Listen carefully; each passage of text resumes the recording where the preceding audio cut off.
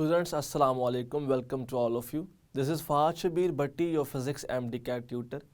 Students, आज हम discuss करेंगे नया टॉपिक। आज हम बात करेंगे एटॉमिक स्पेक्ट्रा के बारे में। ये टॉपिक नंबर 12 है। अगर इसकी लर्निंग आउटकम्स की बात करेंगे ना हम, तो हमने देखा कि लर्निंग आउटकम्स MD-CAT सिलेबस के मुताबिक ये कहा जाता है कि एटॉमिक स्पेक्ट्रा से सिर्फ एटॉमिक स्पेक्ट्रा को और स्पेक्ट्रल सीरीज़ को हमने डील करना है। तो इसी वजह से फिर हम आज बात करेंगे एटॉमिक स्पेक्ट्रा, उसकी टाइप्स की, स्पेक्ट्रल सीरीज़ और उनकी टाइप्स की, और साथ ही हम बात करेंगे कि जब भी कोई भी इलेक्ट्रॉन अपने किसी हायर शेल से ग्राउंड शेल की तरफ मूव करता है ट्रांजिशनल एनर्जी डिफरेंस की वजह से, तो फिर वेवलेंथ कितनी एमिट होती है, वेव नंबर क्या है, हम उनकी वैल्यूज़ कैसे कैलकुलेट करेंगे और एनर्जी का इस सब के साथ क्या रिलेशन है। तो स्टूडेंट्स, ये है हमारा आज का लेक्चर। तो चलिए स्टार्ट करते हैं और चलते हैं लाइट बोर्ड की तरफ। स्टूडेंट्स, अस्सलाम वालेकुम, welcome to all of you. Students, आज हम बात करेंगे एटॉमिक स्पेक्ट्रा की। आज हम टॉपिक 12 को स्टार्ट करेंगे।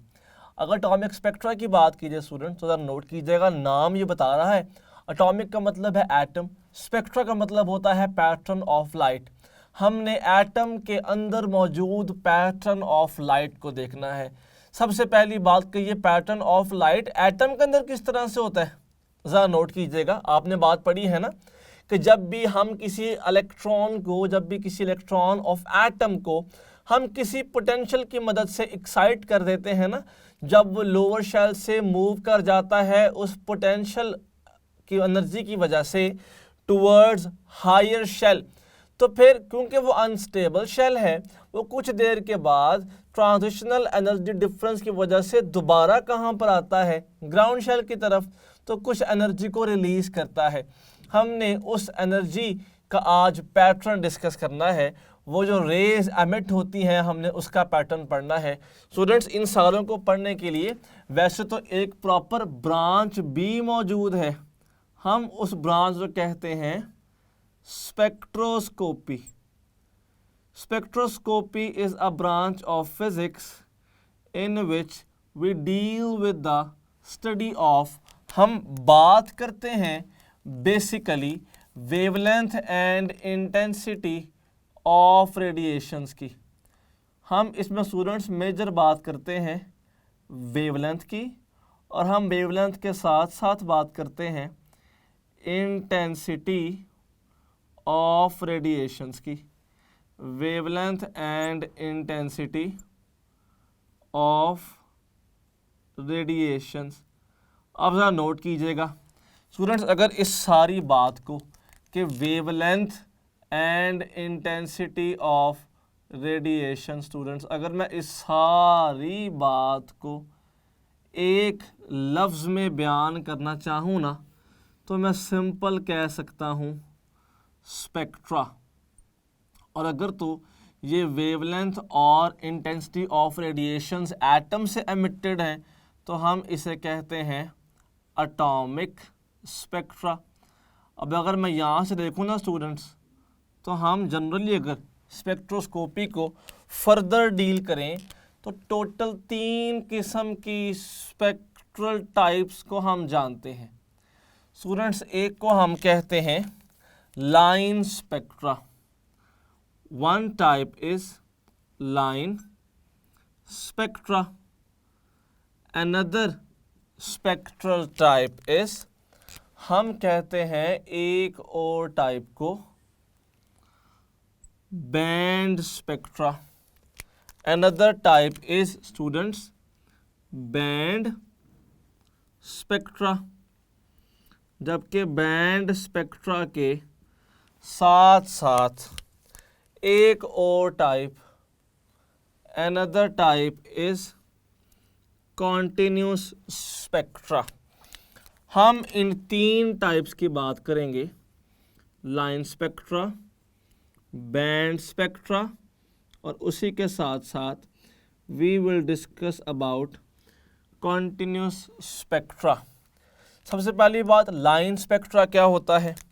नाम शो कर रहे हैं स्टूडेंट्स, अगर तो डिस्टिंक्ट फोटॉन्स एमिट हों, अगर डिस्क्रीट अलग अलग फोटॉन्स की एमिशन हो रही है, कि हमारे पास सबसे पहले एक फोटॉन जा रहा है, फिर उस एक फोटॉन के बाद अनदर फोटॉन, और फिर उस अनदर फोटॉन के बाद अनदर फोटॉन। अगर तो एमिशन इस तरह से हो रही है तो this is called line spectra.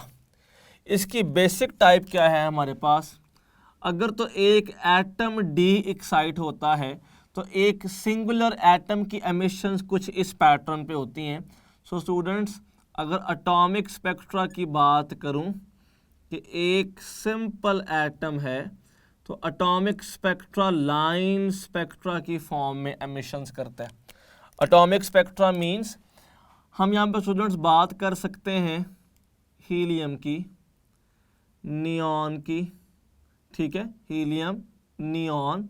इसके साथ साथ हम बात कर सकते हैं आर्गॉन की, क्योंकि नोबल गैसेस हैं, एटॉमिक फॉर्म में पाई जाती हैं, तो फिर ये हमें एटॉमिक स्पेक्ट्रा देती हैं।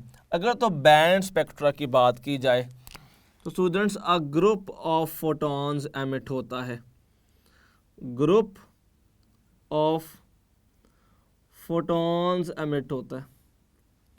वो किस तरह से कि हमारे पास पहले एक ग्रुप एमिट होगा फोटॉन्स का, फिर कुछ गैप के बाद एक अनदर ग्रुप, ये हमारे पास एक ग्रुप आ गया students, this is a group of photons, ये एमिट होता है। फिर कुछ देर के बाद अनदर ग्रुप ऑफ फोटॉन्स, ये एमिट होता है स्टूडेंट्स। फिर कुछ देर के बाद ऐसा ही एक और ग्रुप ऑफ फोटॉन्स। अगर तो फोटॉन्स की एमिशन इस फॉर्म में हो रही हो तो that is called band spectra. अगर मैं एग्जांपल देखूँ कि प्रैक्टिकली ऐसा फोटॉन एमिशन किस केस में पॉसिबल है, तो स्टूडेंट्स अगर मॉलिक्यूल्स की बात की जाए ना, तो जब मॉलिक्यूल्स डी एक्साइट होते हैं तो मॉलिक्यूलर स्पेक्ट्रा बैंड स्पेक्ट्रा की फॉर्म में होता है।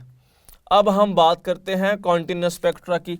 नाम शो कर रहा है कॉन्टिन्यूस स्पेक्ट्रा का मतलब है कॉन्टिन्यूस एमिशन ऑफ फोटॉन, कि उनमें गैप नहीं आना चाहिए। किसी गैप के बगैर अगर फोटॉन्स एमिट होते रहेंगे स्टूडेंट्स तो that is called continuous spectra. मतलब अगर यहाँ पर एक फोटॉन एमिट हो रहा है तो साथ ही दूसरा, उसके साथ ही तीसरा, उसके साथ ही चौथा, और ऐसे फोटॉन्स कॉन्टिन्यूसली जो जुड़ के एमिट होते रहें तो that is basically continuous spectra. Students अगर इसकी टाइप की बात की जाए या प्रैक्टिकली कौन सी बॉडी इतनी कैपेबल है कि इस तरह फोटॉन्स का एमिट कर सके, तो वो ब्लैक बॉडी होती है। ब्लैक बॉडी का जो एमिशन स्पेक्ट्रम होता है वो कॉन्टिन्यूस स्पेक्ट्रा की फॉर्म में होता है। तो हमने देखा कि एटॉमिक स्पेक्ट्रा में बेसिकली हम पढ़ेंगे स्पेक्ट्रोस्कोपी को, कि किसी भी जब हम एटम की डी एक्साइटेशन की बात करते हैं, जब इलेक्ट्रॉन किसी हायर शेल से ट्रांजिशन करता है लोअर शेल की तरफ, तो इस केस में उसकी फोटॉन एमिशन किस तरह से पॉसिबल है। फिर हमने देखा कि ये एमिशंस 3 पैटर्न में पॉसिबल होती हैं, या तो लाइन स्पेक्ट्रा होता है, या बैंड स्पेक्ट्रा होता है, या फिर होता है कॉन्टिन्यूस स्पेक्ट्रा। स्टूडेंट्स अगर फर्दर देखा जाए ना, तो एक हाइड्रोजन अगर एटम की बात की जाए, अगर स्टूडेंट्स हाइड्रोजन की बात की जाए ना, तो हाइड्रोजन में से इनफाइनाइट लाइंस निकल सकती हैं, लेकिन वो इनफाइनाइट लाइंस किस तरह की होती हैं? वो 4 पैटर्न की फॉर्म में, वो 4 कलर्स की फॉर्म में होती हैं हमारे पास। अगर मैं हाइड्रोजन की बात करूं तो आपके इंटरमीडिएट पीटीबी की 2nd पेज पर इस चैप्टर के यहाँ डायग्राम बनाई गई है जहाँ पर हाइड्रोजन से एमिशन हो रही है जो 4 कलर्स की फॉर्म में है। स्टूडेंट्स हमारे पास जो यहाँ पे 4 रंग स्टूडेंट्स अवेलेबल हैं, ये असल में होते हैं रेड, ब्लू ग्रीन, ब्लू और वॉयलेट। जब हम हाइड्रोजन से निकलने वाले स्पेक्ट्रा को, पैटर्न को प्रिज्म में से पास करते हैं ना, तो वो इन चार कलर्स में डिवाइड हो जाता है। तो हमने देखा कि हर एलिमेंट का एक अपना अपना ख़ास स्पेक्ट्रा होता है, एक अपना अपना पैटर्न होता है एमिशन का। स्टूडेंट्स अब हम बात करेंगे फर्दर। वैसे तो हमने डायरेक्ट डिस्कस करना था स्पेक्ट्रल सीरीज़ को, लेकिन मेरा ख्याल है कि हमारे लिए बहुत बेहतर है कि हम बोहर्स के पोस्टुलेट्स में से पास करके फिर हम बात करें स्पेक्ट्रल सीरीज़ की। तो ज़रा नोट कीजिएगा, अगर सबसे पहले मैं यहाँ पर बात करूँ बोहर के पोस्टुलेट के मुतालिक और फिर हम उसमें से बात करें स्पेक्ट्रल सीरीज़ में, तो हमारा टॉपिक इजीली कंप्लीट हो सकता है और हमें ज़्यादा अच्छी समझ भी आ जाएगी। स्टूडेंट्स, अब हम बात करते हैं बोहर्स एटॉमिक मॉडल की। ज़रा नोट कीजिएगा, अगर मैं बोहर के मॉडल की बात करता हूँ तो इसके 3 पोस्टुलेट हैं। अगर तो फर्स्ट पोस्टुलेट की बात की जाती है तो फर्स्ट पोस्टुलेट सिंपल कहता है कि इलेक्ट्रॉन एक एटम के अराउंड रिवॉल्व करता रहेगा, ऐसे रिवॉल्व करता रहेगा विदाउट एमिटिंग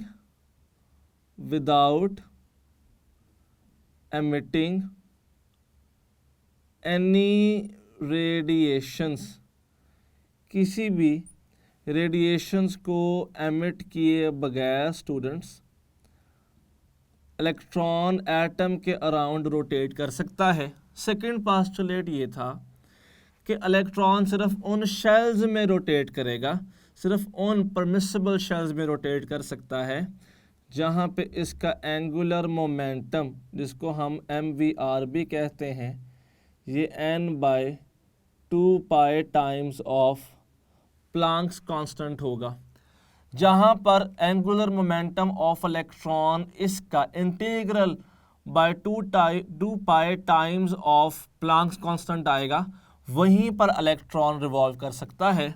जबकि थर्ड पोस्टुलेट ये था कि अगर तो कोई भी इलेक्ट्रॉन किसी हायर शेल से मूव करे लोअर शेल की तरफ, जैसे फर्ज कर लीजिए कि this is N shell, this is P shell, तो लाजमन सी बात है जो एनर्जी N शेल की होगी वो EN होगी, जो एनर्जी P शेल की होगी वो EP होगी। और अगर इलेक्ट्रॉन मूव करता है N शेल से P शेल की तरफ, तो इस एमिशन, इस ट्रांजिशन की वजह से एक फोटोन इलेक्ट्रॉन एमिट करेगा। ये जो फोटोन यहाँ पे स्टूडेंट्स एमिट हो रहा है, इस फोटोन की energy is equal to difference of energies of the shells, जहाँ से इलेक्ट्रॉन जिसमें चला गया। EN एनर्जी ज़्यादा थी तो हमने यहाँ से इस तरफ को मूव करवाया, तो उसी लिहाज से फिर फोटोन भी एमिट हुआ।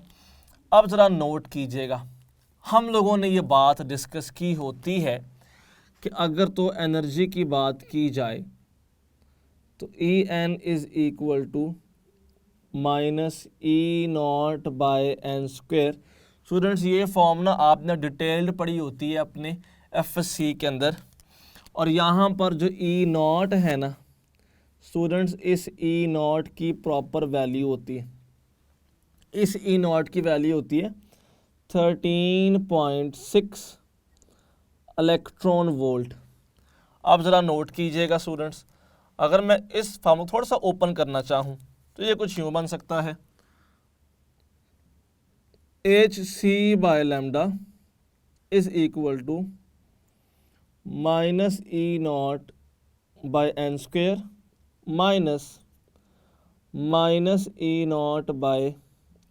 -E0/p²।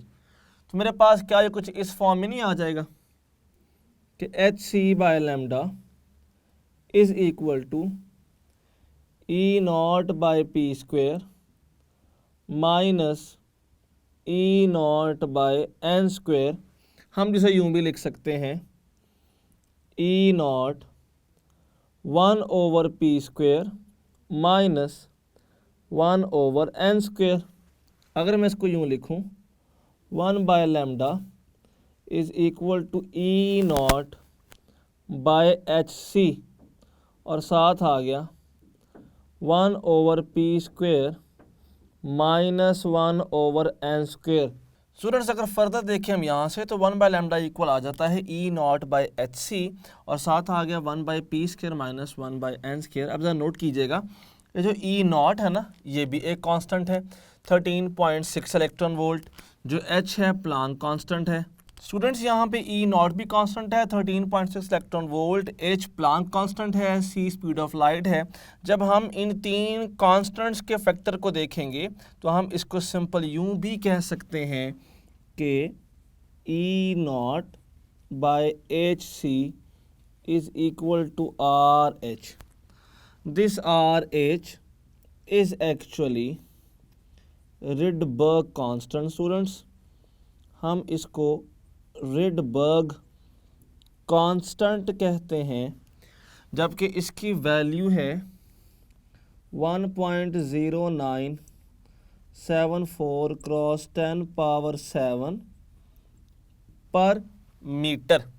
तो अगर हम इस E0/hc की जगह पे कुछ यूँ लिखें कि RH 1/p² माइनस 1/n² तो ये बात भी बिल्कुल ठीक है।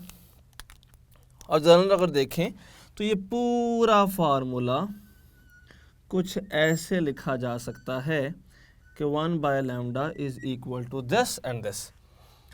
अब ये जो 1/λ स्टूडेंट्स, दिस 1/λ हमने ये बात तो मान ली ना कि this 1/λ is actually reciprocal of wavelength, पर असल में इसका नाम क्या है भला? So this 1/λ is actually called wave number. हम इसको वेव नंबर कहते हैं।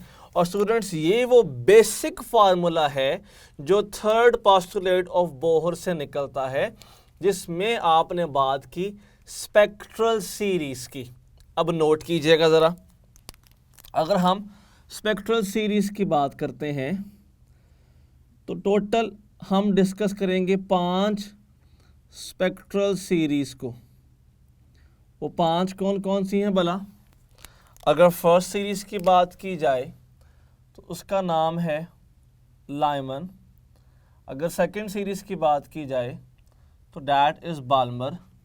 थर्ड की बात की जाए तो पास्चन। फोर्थ की बात की जाए तो ब्रैकेट। और अगर यहाँ पर बात की जाए स्टूडेंट फिफ्थ की तो डैट इज़ फंड। ये टोटल हमारे पास 5 स्पेक्ट्रल सीरीज़ हैं जिनको अब हम डिस्कस करेंगे यहाँ पे। ज़रा नाम नोट कीजिएगा कि हमने कहा फर्स्ट लाइमन है, लेकिन मज़े की बात ये है कि सबसे पहले जो सीरीज़ मंजर आम पे आई थी वो लाइमन नहीं थी। सबसे पहले जब कॉन्सेप्ट आया था सीरीज़ का तो first series was actually Balmer. इसके बाद आई लाइमन, फिर पास्चन, ब्रैकेट और फंड। लेकिन क्योंकि लाइमन डील करता है फर्स्ट शेल के साथ, तभी हम सबसे पहले लाइमन को लिखते हैं। अब ज़रा नोट कीजिएगा स्टूडेंट्स, अगर इलेक्ट्रॉन किसी भी हायर शेल से ट्रांजिशन करता है लोअर शेल, और लोअर शेल्स में से मुराद है अगर इलेक्ट्रॉन स्पेसिफिकली फर्स्ट शेल में रिजाइड करता है ट्रांजिशन करके, तो देन वो जो फोटोन जो एनर्जी एमिट करेगा उसका वेव नंबर, या फिर हम वेव नंबर से उसकी वेवलेंथ निकाल सकते हैं with the help of Lyman series. ज़रा नोट कीजिएगा, अगर मैं ये कह दूं कि P इज इक्वल टू 1, मतलब फर्स्ट शेल में इलेक्ट्रॉन आ जाए, फर्स्ट से हायर शेल से। अच्छा, अब ज़रा फर्स्ट से हायर कौन से हो सकते हैं? फर्स्ट से हायर शेल तो सेकंड भी हो सकता है, थर्ड भी हो सकता है, फोर्थ भी हो सकता है, फिफ्थ भी हो सकता है, एंड सो ऑन। और अगर मैं इस P और N की वैल्यू को स्टूडेंट्स इस फॉर्म में पुट करूं तो रिलेशन कुछ ऐसा बन जाता है कि 1/λ is equal to RH 1/1² minus 1/2² अगर सेकेंड शेल से आए, या 3² अगर थर्ड शेल से आए, या 4²। तो जनरली मैं यहाँ पे किसी शेल नंबर की बजाय लिख सकता हूँ 1/n², किसी भी हायर शेल से आ सकता है। अब अगर मैं बाल्मर सीरीज़ की बात करूँ स्टूडेंट्स, तो ज़रा नोट कीजिएगा कि बाल्मर सीरीज़ हमारे लिए तब हेल्पफुल होगी अगर इलेक्ट्रॉन किसी भी हायर शेल से ट्रांजिशन करे सेकेंड शेल में। तो अगर तो ट्रांजिशन सेकेंड शेल में हो रही है तो P2 हो गया, जबकि higher shell then second shell can be third shell, it can be fourth shell, fifth shell, sixth shell and so on. तो स्टूडेंट्स अगर मैं यहाँ पे फार्मूला अप्लाई करूँ वेव नंबर का, तो ये आ जाता है 1/λ इज इक्वल टू RH, यहाँ पर आ जाएगा 1/2² माइनस 1/n²। अगर तो हम स्टूडेंट्स बात करते हैं पास्ट चन की, तो नोट कीजिएगा इसका मतलब ये है कि इलेक्ट्रॉन किसी भी हायर शेल से ट्रांजिशन करे थर्ड शेल में। अब थर्ड से हायर शेल कौन सा हो सकता है? It can be fourth, fifth, sixth and so on. और जो फार्मूला इस केस में जनरेट होगा that is 1/λ is equal to RH, यहाँ पर आ गया 1/3² माइनस साथ आ जाएगा 1/n²। और अगर साथ ही स्टूडेंट्स हम बात करते हैं कि इलेक्ट्रॉन थर्ड की बजाय किसी भी हायर शेल से फोर्थ शेल में रिजाइड करे और n होगा फोर्थ से higher shell, it can be fifth, sixth, seventh and so on. तो formula of Brackett series will be 1/λ is equal to RH। Students यहाँ पे आ जाएगा 1/4² माइनस 1/n²। और अगर हम बात करते हैं लास्ट पे स्टूडेंट्स फंड सीरीज़ की, तो ज़रा नोट कीजिएगा। फंड का मतलब ये हुआ कि इलेक्ट्रॉन किसी भी हायर शेल से फिफ्थ शेल में आके रिजाइड करे। हायर देन फिफ्थ अगर बात की जाए तो ये 6, 7, 8 शेल हो सकते हैं।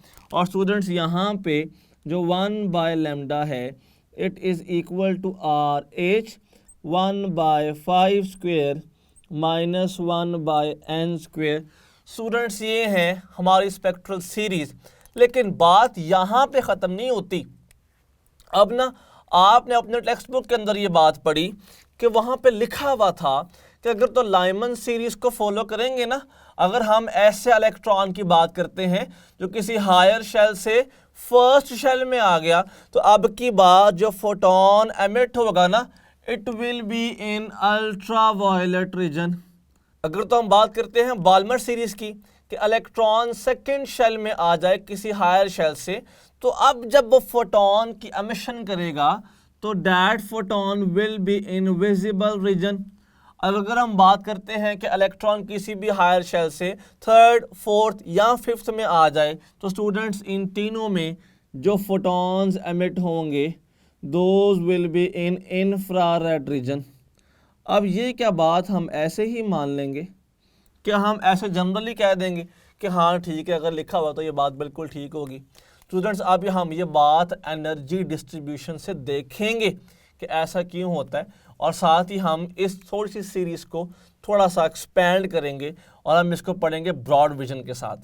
ज़रा नोट कीजिएगा कि अब हम उन्हीं स्पेक्ट्रल सीरीज़ को थोड़ा सा ब्रॉड सेंस में डिस्कस करेंगे ताकि आपको आइडिया हो कि MDCAT में MCQs किस किस तरह से आ सकते हैं। ज़रा नोट कीजिएगा, हमने बात की थी 5 सीरीज़ की, उनके मैं नाम यहाँ पर लिख रहा हूँ। हमने बात की थी लाइमन, फिर हमने बात की थी बाल्मर, इसके साथ बात की थी पास्चन, पास्चन के साथ ब्रैकेट, जबकि ब्रैकेट के साथ डिस्कस किया था फंड को। कई जगहों पे इसको पी फंड भी पढ़ते हैं, तो वो एक ही केस है, उसमें कितना इशू नहीं है। अगर लाइमन की बात करेंगे तो इलेक्ट्रॉन को फर्स्ट शेल में आना चाहिए। बाल्मर की बात करेंगे तो सेकंड शेल, पास्चन की बात करेंगे तो थर्ड शेल, ब्रैकेट की बात की तो फोर्थ शेल, फंड की बात करेंगे तो फिफ्थ शेल। अब इलेक्ट्रॉन कहाँ से आएगा? लाइमन में उनके फर्स्ट में आना है, सो फर्स्ट हमने पढ़ा कि फर्स्ट से हायर 2 भी हो सकता है, 3 भी, 4 भी एंड सो ऑन। 2 से हायर 3 है, 4 है, 5th है एंड सो ऑन। 3 से higher 4th, 5th, 6th and so on. 4 से higher 5th, 6th, 7th and so on. 5th से higher 6th, 7th, 8th and so on. और अगर हम बात करें, अगर यहाँ पे स्टूडेंट्स फार्मूला की, अगर हम यहाँ पे स्टूडेंट्स फार्मूला की बात करते हैं तो ज़रा नोट कीजिएगा, हमारे पास जो फार्मूला पहले बनेगा that is 1/λ is equal to R H 1/1² minus 1/n²। अगर यहाँ बात करेंगे तो 1/λ is equal to R H 1/2² minus 1/n²। Students अगर बात करते हैं पास्चन की तो 1/λ is equal to R H 1/3² minus 1/n²। अगर यहीं पर बात की जाती है ब्रैकेट की तो 1/λ is equal to R H 1/4² minus 1/n²। और अगर हम बात करते हैं फिफ्थ की तो 1/λ is equal to R H 1/5² minus 1/n²। हमारे पास ये फार्मूलाज आ गए रिस्पेक्टिव इन सीरीज़ के। अब आ गई इम्पॉर्टेंट बात, ज़रा नोट कीजिएगा स्टूडेंट्स, ये हमारे पास है first shell, second, third, fourth, fifth, sixth, seventh और इन्फिनिटी। अब इलेक्ट्रॉन ने हायर शेल से फर्स्ट में ट्रांजिशन करनी है, तो इलेक्ट्रॉन फर्स्ट में कहाँ से आ सकता है? सबसे पहले तो ये देखें, फर्स्ट में इलेक्ट्रॉन आ सकता है कहाँ से? इन्फिनिटी से भी। फर्ज कर लीजिए इलेक्ट्रॉन इन्फिनिटी से स्टूडेंट्स फर्स्ट शेल की तरफ आ रहा है। अब ये इलेक्ट्रॉन आ गया इनफाइनाइट से फर्स्ट शेल में। अच्छा, इसके अलावा कहाँ से आ सकता है? सेवंथ से भी आ सकता है। स्टूडेंट्स ये आ गया हमारे पास सेवंथ शेल से, ये आ रहा है स्टूडेंट्स सेवंथ शेल से फर्स्ट शेल में। और कहाँ से पॉसिबल है स्टूडेंट्स? ये सिक्स से भी आ सकता है। दिस इलेक्ट्रॉन, क्योंकि सिक्स भी तो 1 के लिहाज से तो स्टूडेंट हायर शेल ही था ना, ये 6 से भी आ गया फर्स्ट शेल में। अच्छा, उसके अलावा 5th से भी आ सकता है स्टूडेंट्स। यहाँ पे ये नोट कीजिएगा स्टूडेंट्स, ये आ गया फिफ्थ शेल से फर्स्ट शेल में। अब फर्दर नोट कीजिएगा और किस शेल से आ सकता है? 4th से भी आ सकता है स्टूडेंट्स। ये आ गया 4th शेल से स्टूडेंट्स, किस में? फर्स्ट शेल में। फिर 3rd से भी आ सकता है, 3rd शेल से आ गया स्टूडेंट्स यहाँ पे ये फर्स्ट शेल में। और 2nd से भी आ सकता है, ये 2nd से आ गया फर्स्ट शेल में। देखें ना, लाइमन सीरीज़ के मुताबिक इलेक्ट्रॉन फर्स्ट शेल में तो किसी भी हायर शेल से आ सकता था, तो मैंने वो सारे ड्रॉ कर दी। अच्छा, अगर फर्स्ट में ना आता, अगर हम बाल्मर की बात करते, अगर 2nd शेल में आता तो फिर भला कहाँ कहाँ से पॉसिबल था? ज़रा नोट कीजिएगा, 2nd शेल में आने के लिए इलेक्ट्रॉन इन्फिनिटी से आ सकता है। ये इलेक्ट्रॉन हमारे पास आ रहा है इन्फिनिटी शेल से, सिंपल हम कहते हैं कि इन्फिनिटी से। इन्फिनिटी से आ रहा है सेकेंड शेल में, फिर 7th शेल से आ सकता है। ये हमारे पास स्टूडेंट्स आ गया 7th शेल से सेकेंड शेल में। अब नोट कीजिएगा स्टूडेंट्स, ये आ गया 6th शेल से सेकेंड शेल में, ये 6 से सेकेंड में आ गया स्टूडेंट्स। फर्दर नोट कीजिएगा, ये 5th से आ रहा है, 5th से आ गया सेकेंड शेल में। ये फर्दर 4 से आ रहा है स्टूडेंट्स, 4th भी हायर शेल था, सेकेंड के मुकाबले में 4th से सेकेंड में आ गया। अब देखें ये आ रहा है 3rd शेल से सेकेंड शेल में, तो ये हमारे पास हायर शेल से किस में आ गया, सेकेंड में आ गया। अब अगर 3rd में आता तो कैसे आता, नोट कीजिएगा। 3rd में आ सकता है फर्दर इन्फिनिटी से पहले, ये इन्फिनिटी से आ गया 3rd शेल में। अच्छा 7 से भी तो आ सकता था, ये 7th शेल से आ गया, 7th शेल से आ गया 3rd में। ये पॉसिबिलिटी 3rd शेल में आने की तो 6th से भी थी, 6th शेल से आ गया 3rd में। स्टूडेंट्स यही पॉसिबिलिटी तो 5th से भी थी, 5th से भी आ गया 3rd में, और ये 4th से भी स्टूडेंट्स किस में आ गया, 3rd शेल में आ गया। आपने नोट किया कि हमने जो अवेलेबल हमने यहाँ पे लिखे थे हायर शेल्स, उन सब से इलेक्ट्रॉन 3rd में आ सकता है। फिर हम बात करते हैं इसी तर्ज में 4th की। 4th में कहाँ से आ जाएगा, इन्फिनिटी से, ये इन्फिनिटी से आ गया, इन्फिनिटी से ये 4th में आ गया।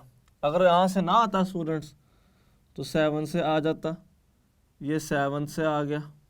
अगर यहाँ से ना आता 6 से आ जाता, 6 से आ गया। यहाँ से ना आता तो 5th से पॉसिबिलिटी थी। ये मेरे पास आ रहा है 4th शेल में इलेक्ट्रॉन, यही सेम केस 5th का पॉसिबल भी था। जैसे यहाँ पे देखें 5th में इन्फिनिटी से आ सकता था, 7 से आ सकता था, या 6 से भी आ सकता था। अच्छा मतलब क्या है इन सारों को ड्रॉ करने का, ये समझ नहीं आ रहा कि इन सब का लिंक इसके साथ कैसे है। ज़रा नोट कीजिएगा। फर्स्ट शेल हम लोगों ने फार्मूला पढ़ा कि En is equal to -13.6 by n square, जबकि ये गिवन है इलेक्ट्रॉन वोल्ट में। फर्स्ट शेल की बात की, n हो गया 1, -13.6 बाय 1, तो students energy of this first shell is -13.6। Second 2 square 4 होता है, डिवाइड किया -3.4 इलेक्ट्रॉन वोल्ट। 3 स्क्वायर 9 होता है, डिवाइड किया -1.51 इलेक्ट्रॉन वोल्ट। 4 स्क्वायर 16, डिवाइड किया -0.85 इलेक्ट्रॉन वोल्ट। 5 स्क्वायर 25, डिवाइड किया -0.54 इलेक्ट्रॉन वोल्ट। 6 स्क्वायर 36, डिवाइड किया -0.38 electron volt. 7 square 49, 13.6 by 49 is -0.28 electron volt. 13.6 by infinity is 0 electron volt. अब ज़रा नोट कीजिएगा स्टूडेंट्स, जब इलेक्ट्रॉन इन्फिनिटी से फर्स्ट शेल में आ रहा है, यानी यहाँ से लेके मैं इस पॉइंट की बात कर रहा हूँ, तो हमने ये बात पढ़ी थी ना, हमने ये बात डिस्कस की थी कि जो HF होता है ना, that is actually equal to En minus E P होता है। ज़रा नोट कीजिएगा, ई एन जहाँ से आ रहा है 0 माइनस 13.6, तो फोटोन जो एमिट हुआ उसकी एनर्जी भला क्या थी इस केस में 13.6 इलेक्ट्रॉन वोल्ट। अच्छा, अगर तो ये आ रहा होता 7th शेल से, 13.6 माइनस 28.28 कर लें तो कितना बनता 13.32। ये है 13.32 इलेक्ट्रॉन वोल्ट, ये है 13.6 इलेक्ट्रॉन वोल्ट। 13.6 में से 0.38 को निकाल दें क्योंकि अब 6th शेल से आ रहा था, तो क्या बचा 13.22 इलेक्ट्रॉन वोल्ट। अच्छा चलें 5th से आ रहा है, 13.6 में से 0.54 निकाल दें, क्या बचा 13.06 इलेक्ट्रॉन वोल्ट का फोटोन एमिट होगा। चलें 4th से आ रहा है, 13.6 में से 0.85 निकाल दें, क्या बचा 12.75 इलेक्ट्रॉन का फोटोन एमिट होगा। चलें 3rd शेल से आ रहा है, 13.6 में से 1.51 निकाल दें, हमारे पास 12.09 इलेक्ट्रॉन वोल्ट एनर्जी का फोटोन एमिट हो रहा है। चलिए 2nd शेल से आ रहा है, 13.6 में से 3.4 निकाल दें, 10.2 इलेक्ट्रॉन वोल्ट का फोटोन एमिट होगा। क्या किसी और भी करीबी शेल से आ सकता है? 2 से ज़्यादा पास तो कोई नहीं है ना, मतलब अगर 1st शेल में इलेक्ट्रॉन कहीं से भी आए तो सारी एनर्जी चेक करें, सबसे कम भला कौन सी है 10.2 इलेक्ट्रॉन वोल्ट। और ऐसा फोटोन जिसकी एनर्जी 10.2 है, 10.2 से 13.6 तक सारे फोटॉन्स एमिट होते हैं जब इलेक्ट्रॉन 1st शेल में आता है किसी भी हायर शेल से। तो ये एनर्जी किस फोटोन की होती है स्टूडेंट्स? ये एनर्जी होती है अल्ट्रा वायलेट फोटोन की।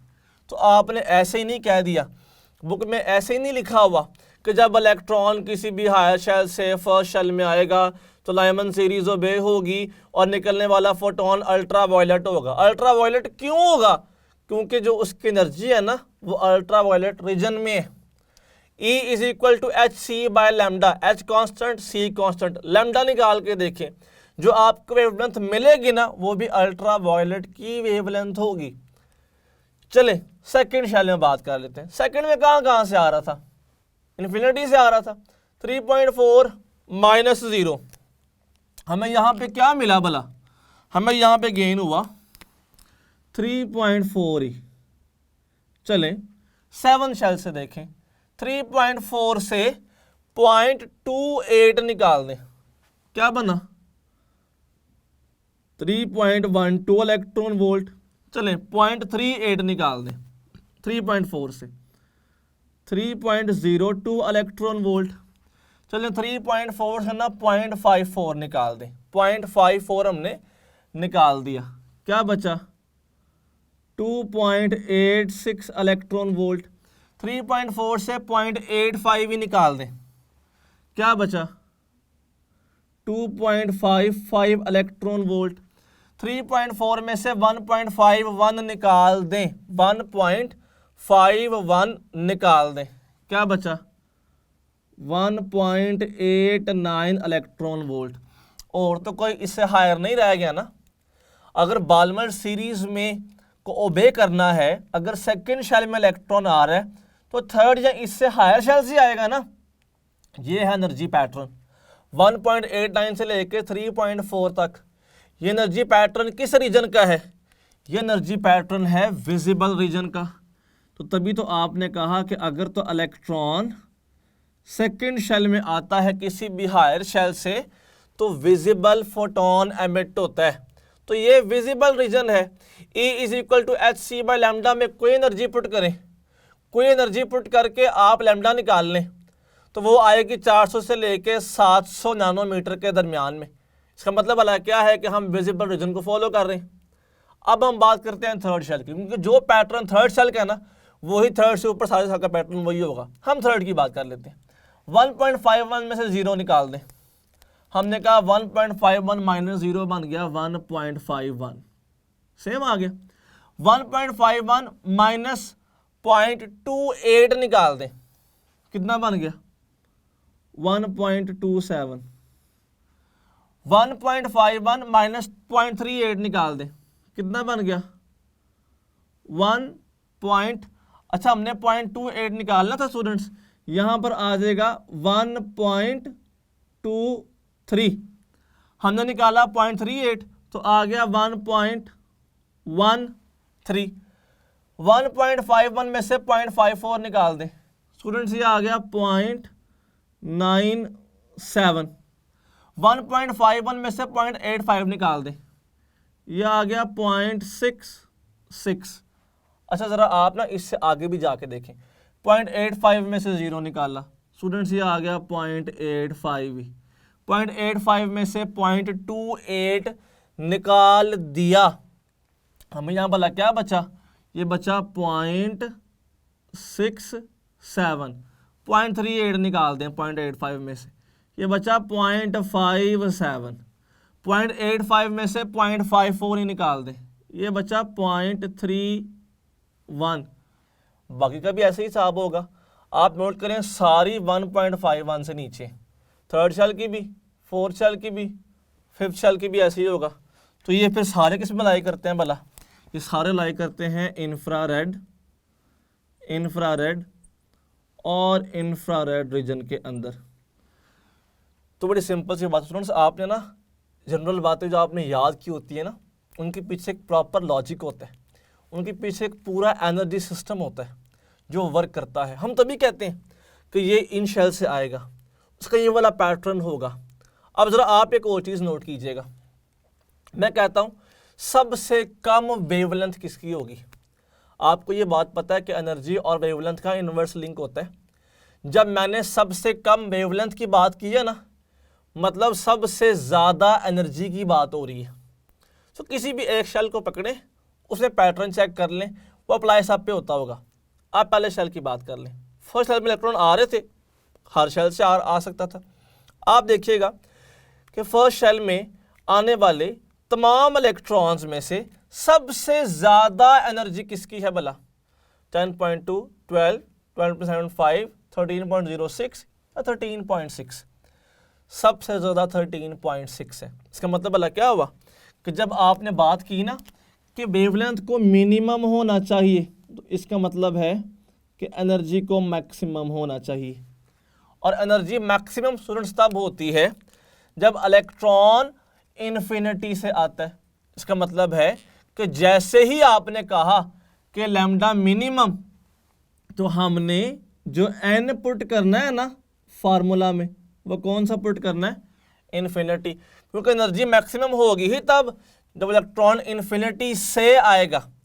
तो आपने अब करना क्या, यहाँ पर एन की जगह इन्फिनिटी पुट करते रहे। इधर इन्फिनिटी पुट किया, 1/λ is equal to R H into 1/1, फिर मल्टीप्लाई करेंगे, फिर रेसिप्रोकल लेंगे, फिर आंसर आएगा। हमारे पास इतना वक्त ना वहाँ पे नहीं होता, हमने सिंपल एक शॉर्टकट याद किया, lambda minimum is equal to p²/r, put किया, आंसर आ गया। लाइमन सीरीज में p क्या होता है, 1 होता है, तो फिर आंसर भला क्या आ जाएगा स्टूडेंट्स इस केस में, 1/r। बालमर में p क्या होता है, 2 होता है, 2², 4/r। पास्टन में p क्या होता है, 3 होता है, 3², 9/r। ब्रैकेट में p क्या होता है, 4 होता है, 4², 16/r। फंड में p क्या होता है, 5 होता है स्टूडेंट्स, 5², 25/r। ठीक है, ये आ गए हमारे पास लैम्डा मिनिमम। अच्छा अब ना हम बात करते हैं मैक्सिमम की। मैक्सिमम का मतलब ये है, अगर तो लैम्डा मैक्सिमम है, इट मीन्स कि जो एनर्जी है ना, एनर्जी को मिनिमम होना चाहिए। एनर्जी सबसे कम भला कब है? जब इलेक्ट्रॉन सबसे करीबी शेल से आया। फर्स्ट शेल में आने वाले तमाम इलेक्ट्रॉन्स में से सबसे कम एनर्जी का फोटोन उस इलेक्ट्रॉन ने एमिट किया जो सबसे करीबी शेल से आ रहा था, सेकंड से। थर्ड शेल में आने वाले, या सेकंड शेल की बात करते हैं, सेकंड शेल में आने वाले तमाम इलेक्ट्रॉन्स में से सबसे कम एनर्जी का फोटोन उसने एमिट किया जो सबसे करीबी थर्ड शेल से आ रहा था। इसका मतलब ये हुआ कि जब आपने लैम्डा मैक्सिमम की बात करनी है तो फिर इलेक्ट्रॉन P से एक ज़्यादा सबसे करीबी शेल से आना चाहिए। और इसका भी हमारे पास एक शॉर्टकट है कि देखें ना कितना मुश्किल हो जाएगा। 1 से एक ज़्यादा 2, हमने यहाँ पे स्क्वायर लिया, 1 स्क्वायर 1, 2 स्क्वायर 4, फिर उसका एलसीएम लिया, फिर हमारे पास इतना काम तो पॉसिबल नहीं है।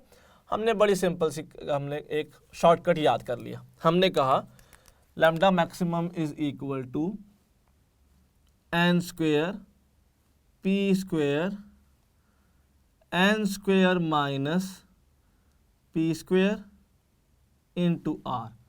इसको फॉलो किया हमने, फौरी यहाँ पे आंसर्स कैलकुलेट कर ली। लाइमन में p क्या था 1, तो n एक ज़्यादा होगा 2, 2 स्क्वायर क्या होता है 4, 1 स्क्वायर क्या होता है 1, ऊपर आ गया 4 इंटू 1, तो ये आंसर भला क्या आया 4, नीचे आया 4 माइनस 1 3 और 7 r। अच्छा बाल्मर में ना p 2 था तो n एक ज़्यादा 3 होगा, 3 स्क्वायर क्या होता है 9, 2 स्क्वायर क्या होता है 4, ऊपर 9 इंटू 4 36, 9 माइनस 4 5 और 7 r। पास्टन में p क्या है 3, n एक ज़्यादा होगा ना 4, 4 स्क्वायर क्या होता है 16, 3 स्क्वायर क्या होता है 9, 16 मल्टीप्लाई 9 144, 16 माइनस 9 7, साथ में r, ये r r h है। ब्रैकेट में p4 था, n एक ज़्यादा 5, 5 स्क्वायर क्या होता है 25, 4 स्क्वायर क्या होता है 16, 25 मल्टीप्लाई 16 400, 25 माइनस 16 9, साथ में r, 5 स्क्वायर 25, 6 स्क्वायर 36, 36 टाइम्स 25 900, उसके बाद 36 माइनस 25 11 और साथ में r। तो कितना आसान नहीं हो गया। हमने लैम्डा मिनिमम भी निकाल ली, मैक्सिमम भी निकाल ली, शॉर्टकट्स भी याद कर लिए, साथ हमने एनर्जी की डायग्रामें पढ़ ली, और एक लास्ट बात हमारी रह गई है भला। वो भला क्या है? जब भी इलेक्ट्रॉन ट्रांजिशन करता है हायर शेल से लो की तरफ तो नंबर ऑफ स्पेक्ट्रल लाइंस कितनी होनी चाहिए? ज़रा नोट कीजिएगा। अगर तो इलेक्ट्रॉन किसी भी हायर शेल से फर्स्ट शेल में आ जाता है, अगर किसी भी आ रहा है हायर से, थर्ड से, सेकंड से, फोर्थ से, फिफ्थ से, सेवन से, फर्स्ट शेल में आ रहा है, आप एक सिंपल सा फार्मूला यूज करें कि number of spectral lines is equal to n into n minus 1 by 2। और अगर वो फर्स्ट में नहीं आ रहा, लोअर में रहा है लेकिन वो फर्स्ट नहीं है, जैसे 7 से थर्ड में आ रहा है, तो थर्ड लोअर ही है, लोअर शेल है as compare to 7th shell, लेकिन ग्राउंड तो नहीं है, फर्स्ट तो नहीं है। 6 से सेकंड में आ रहा है, 5th से 4th में आ रहा है। अगर तो किसी भी हायर शेल से लोअर शेल में आ रहा है, लेकिन वो लोअर शेल भी ग्राउंड नहीं है, दैट इज नॉट ग्राउंड, यहाँ पे जो n1 है वो फर्स्ट शेल नहीं है, तो फिर फार्मूला क्या बनता है? Number of spectral lines is equal to n2 minus n1, n2 minus n1 plus 1 by 2। Students, ये यूनिवर्सल फार्मूला है, इसे आप ना हर जगह पे इस्तेमाल कर सकते हैं। ये वैलिड इस केस में भी होता है, अगर फर्स्ट में आ रहा है ना, ये वैलिड तब भी होगा, लेकिन इसकी निस्बत ये ज़्यादा आसान है। तो मैंने तभी यहाँ मेंशन कर दिया कि अगर N1 1 ना हो तो इसको आप तब भी इस्तेमाल करें, अगर होगा चल तब भी जाएगा, लेकिन बेहतर यह है कि इसको आप तभी यूज़ करें जब वो किसी और शेल में आ रहा हो। 1 के लिए इतने लंबे इस्तेमाल करें, बेहतर ये है कि आप इस शॉर्ट को इस्तेमाल करें, ये ज़्यादा हेल्प देगा हमें। जैसे हमने स्टूडेंट्स आज देखा कि जैसे आप अपने इंटरमीडिएट के अंदर सिर्फ और सिर्फ वेवलेंथ के साथ कंसर्न रखते थे स्पेक्ट्रल सीरीज़ में, हमने आज उस वेवलेंथ के साथ साथ वेव नंबर को भी डिस्कस किया। हमने ये भी डिस्कस किया कि इसका ओरिजिन क्या है, हमने ये भी डिस्कस किया कि इन शेल्स की ट्रांजिशन की वजह से जो एनर्जी का डिफरेंस है वो कितना कितना है और किस तरह से एनर्जी एमिट होती है। तो स्टूडेंट्स, मुझे उम्मीद है कि आपको सब कुछ समझ आ गया होगा, लेकिन in case of any query kindly comment कीजिएगा ताकि हम आपको प्रॉपर गाइड कर सकें। अपना ख्याल रखिएगा। शुक्रिया।